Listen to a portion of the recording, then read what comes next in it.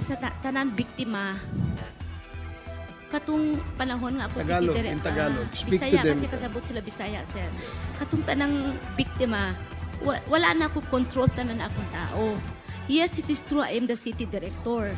But lahat ng station commander are also tasked to implement the war on drugs. Merong mga station commander in charge. Now, pangutanan ninyo ang sa ako gibuhat as city director. During that time, tanan sila, ginahatagan na mong seminar, ginatudluan na ako. Kapag abot na ako sa Cebu City, talaga wala good sila kabalo. Unsa ang pagbuhat, unsa buhaton. That is why, pag nainahitabo sa inyo ha, at it appears na mga pulis na ako ang involved, ginatas ang NBI to take cognizance so that kung sakali man ang resulta ng investigasyon is not favorable sa inyo, at least sasabihin ninyo the investigation is fair.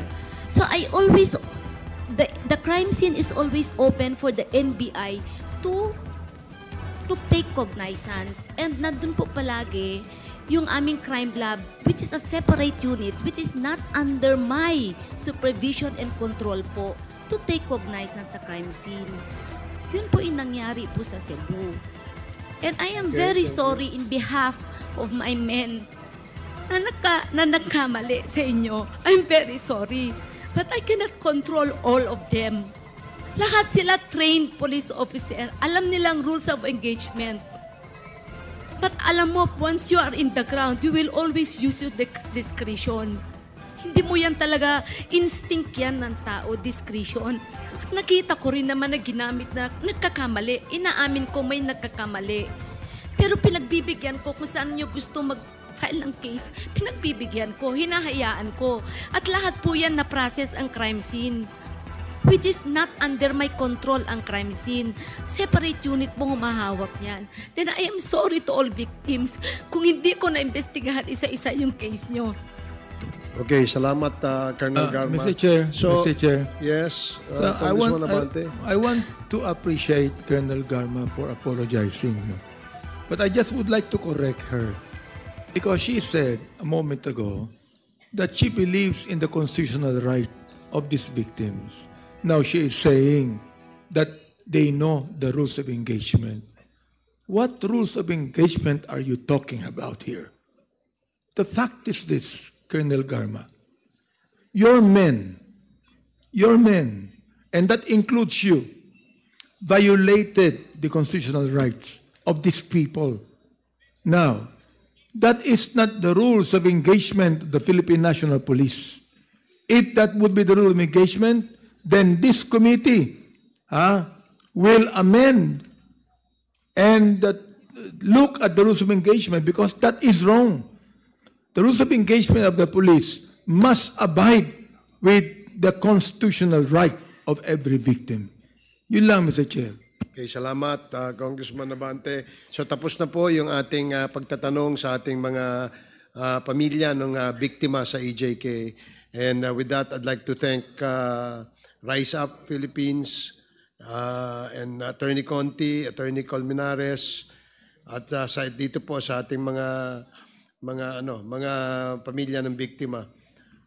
Yes, salamat din po sa Quad Committee. Maari po bang i-recognize din namin yung ibang pamilya na sumama po kaninang umaga at yung iba po sa kanila ay nandirito pa ngayon para po ma-recognize lang po. Salamat. Sige po, pwede pong tumayo ang mga pamilya ng biktima. Kanina po ba sila dyan? Opo, kayo na.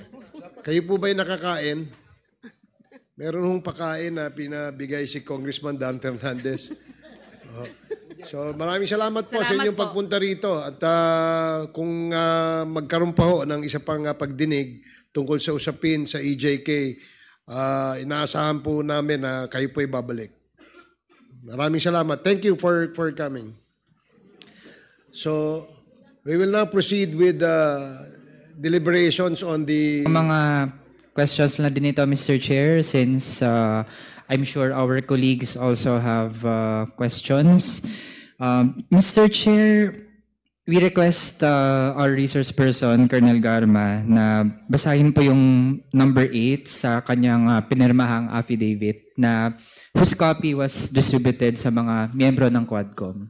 Okay. Mr. Colonel Garma, babasahin mo ba yung kabuuan Yes, Mr. Chair. yung kabuuan? Yes po, Mr. Chair. Medyo ilang pahina po yan? Only 3, actually 3 or 4, but I'll be quick, Mr. Chair. Sige. If you will Okay. allow me. I don't see any objections from any of the chairs of the committee nor the members. Sige, please, pakibasa mo lang ang iyong sinumpaan sa laysay. Thank you, Mr. Chair. On September 12, 2024 and September 27, 2024, I was invited to serve as a resource speaker during the recent legislative inquiry conducted by the Joint Committee on Dangerous Drug, Public Order and Safety, Human Rights and Public Accounts of the Honorable House of Representatives regarding the investigation into the war on drugs of the previous administration. During these hearings, I was asked several questions concerning my knowledge or involvement in the deaths of 3 Chinese inmates of the Davao Penal Colony and the death of General Wesley Barayuga, all focusing on the alleged extrajudicial killings of the aforementioned individuals. I was also questioned about my relationship with the former president, as well as my career as a police officer and my tenure as the general manager of the Philippine Charity Sweepstakes Office. Throughout the hearings, I answered questions from the committee based on my personal knowledge. However, I did so with great apprehension as I recognized that my statements on national television could significantly endanger my life, the safety of my family, and others very close to me. After considerable reflection, I am now executing this affidavit to provide a comprehensive information to the Quadcom regarding everything I personally know about the war on drugs during the former administration. On May 2026, I received a call from the President, Rodrigo Roa Duterte, at approximately 5 a.m., instructing me to meet him at his residence in Doña Luisa, Davao City. I was already acquainted with the mayor, having served as the station commander in one of the police stations in Davao City during his tenure. During our meeting, he requested that I will locate a PNP officer or operative who is a member of the Iglesia ni Cristo, indicating that he needed someone capable of implementing the war on drugs on a national level, replicating the Davao model.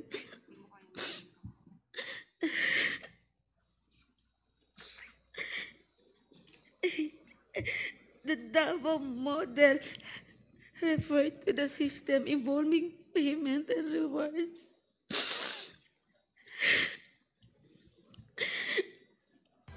The Davao model involves 3 levels of payment of rewards.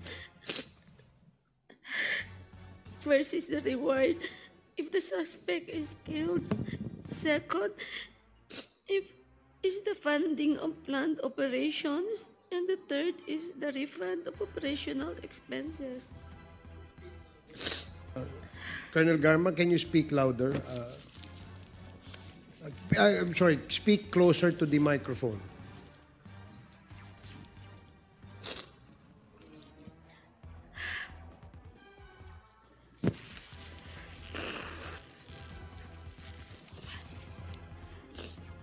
Initially, I informed the President that I was unaware of any individual with those qualifications, as I had not been assigned outside of Davao City or had served in the national capacity within the PNP. However, I recalled my upperclassman Edilberto Leonardo, who was heading the Criminal Investigation Detection Group and was also a member of the Iglesia ni Cristo. I mentioned his name to the President. On the same day, a certain individual named Muking contacted me to request for the phone number of Leonardo's contact details, which I promptly provided. A week later, I learned from Arthur Narsolis via phone call that Sir Leonardo had been summoned and was instructed to proceed to the Royal Mandaya Hotel in Davao for a meeting.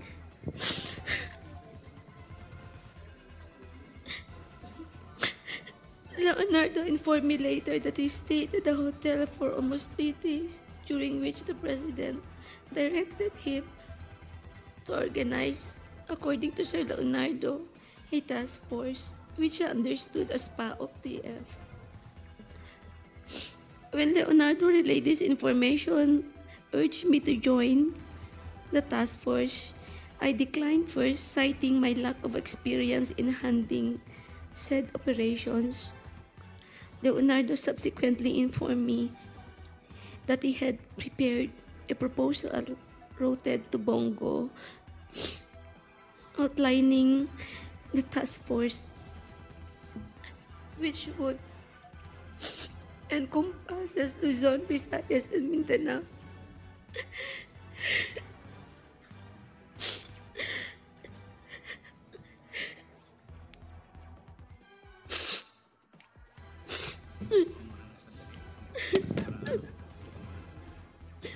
I am afraid of my life, Mr. Chair, and the life of my relatives and my friends and classmates.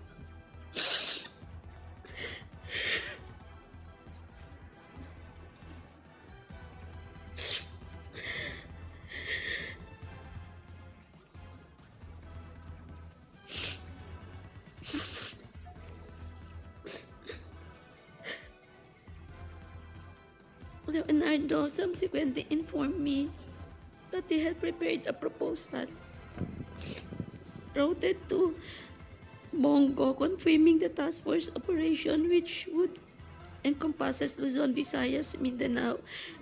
He also inquired if he and his classmates could have a courtesy call with the President through Bongo for a photo opportunity. Considering this, I thought it prudent to invite also my classmates to join the courtesy call.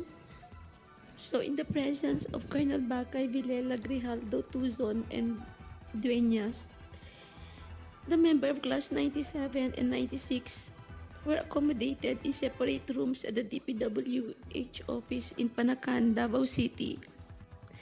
The President did not enter our room, and I was unaware if he visited the room of class 96. After the courtesy call, Leonardo informed me that the structure of the mentioned task force would undergo changes. In June of 2016, Leonardo has transferred from Manila to assume the position of the chief of the CIDG Region 11. During the initial 3 months of the assignment, I facilitated all meetings between Leonardo and Bongo at Leonardo's request. Subsequently, they established direct communication.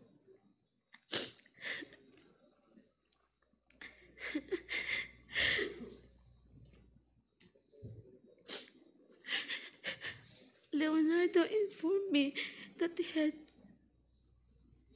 recalled several trusted personnel, namely Lester, Romel Bactat, Rodel Serbo, Palma, Peter Parungo to serve as operative for the task force. Notably, Bactat, Serbo, and Palma were, for now, discharged from the police service.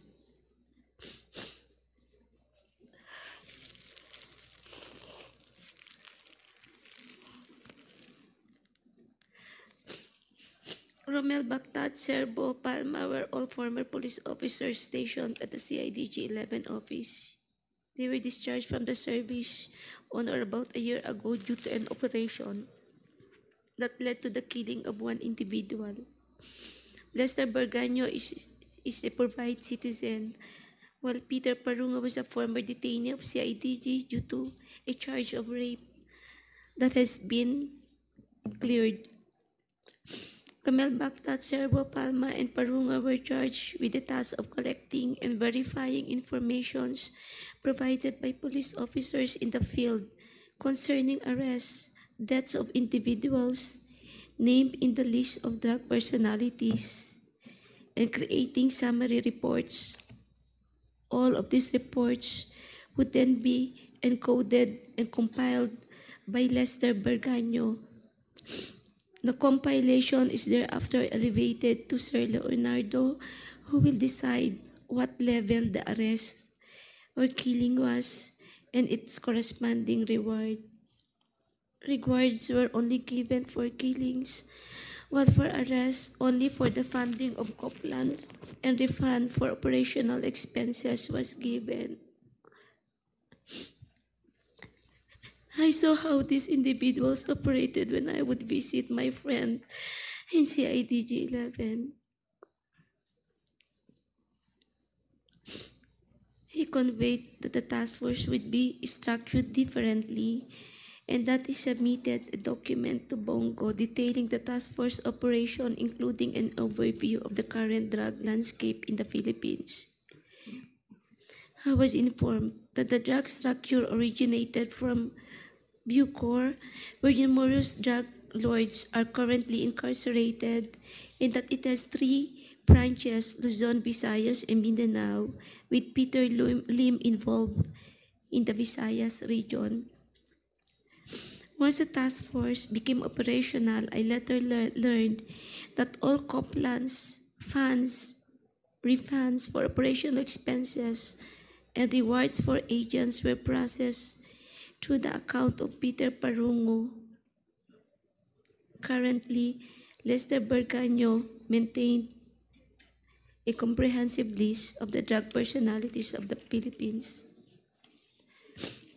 Leonardo conducted briefings for all PIDEA, IG regional directors, and PNP chiefs regarding the drug situation.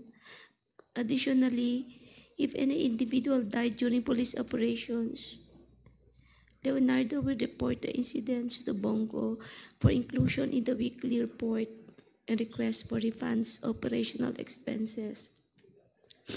Leonardo had final authority to determine who would be included in the list of drug personalities and to classify their threat level, as well as the discretion to remove individuals from the list.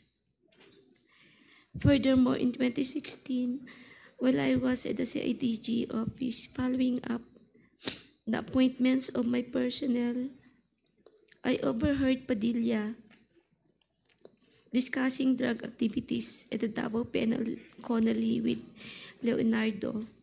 Padilla specifically identified certain Bucor officers involved in drug trade, notably mentioning an officer named Ginto, who was subsequently killed along with other Bucor members. These are the critical facts I personally know regarding the drug war of the previous administration. I am prepared to provide additional details and information in a supplemental affidavit or during an executive session at the discretion of the committee. I affirm the truthfulness and accuracy of the above statements to assist in the investigation by the Joint Committee, Your Honors. Mr. Chairman. Go ahead, SDS. Mr. Chairman, alam mo, papasalamat ako kay Ma'am Garma. And no, alam po natin ang nararamdaman mo. Pero kaya ako umakyat, nanonood po ako sa TV, sa baba. Mukhang itong committee na to parang pinilit ka para magsalita. Kaya ka umiyak. baka sabihin ang Quadcom pinilit ka para magsumite ng affidavit at basahin mo. Umiyak ka. So, gusto po namin kasi na pakita mo talaga na kusang loob ang sasabihin mo dito sa Quadcom. Wala pong sapilitan at galing po sa puso nyo ang pagsasalita. So, kaya po ako umakyat na sa baba ko, kausap ko yung mga ibang kasama natin. Ma'am Garma, alam ko naman po yung sitwasyon nyo. May nanonood po sa atin buong Pilipinas, lalo na sa Mindanao. Alam ko po kung ano nararamdaman nyo. Pero pakita nyo naman po, in the interest of fairness of every Filipino, pakita po natin yung fairness dito. Kung titignan nyo po yung mukha nyo sa TV, ang analisa po namin, parang itong committee na to, which is ako na bigla, may affidavit kayo. Kaya ako po sana, kung pwede, kasi hindi po naintindihan yung mga binabasa nyo, yung mga nanonood. Yung affidavit nyo, hindi po naintindihan yung mga televiewers natin. Kung kayo nandito, naintindihan nyo, pero pag nasa TV kayo, hindi nyo po naintindihan yung mga sinasabi nyo. Mr. Chair, on that note, kung pwede po, magpahingat siya, huwag siya umiyak, sabihin niya lahat in a clear reading, in a clear words. Ako po, I move sana para basahin niya ulit yung kanyang affidavit, Mr. Chairman.